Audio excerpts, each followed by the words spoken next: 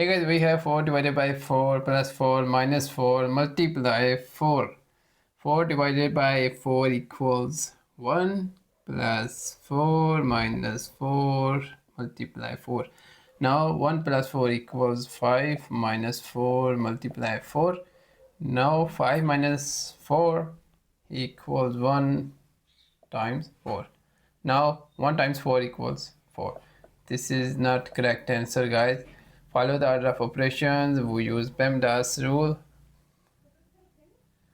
Multiplication and division, left to right, left to right, and addition and subtraction from left to right. Now solve again. 4 divided by 4 equals 1 plus 4 minus 4 multiply 4.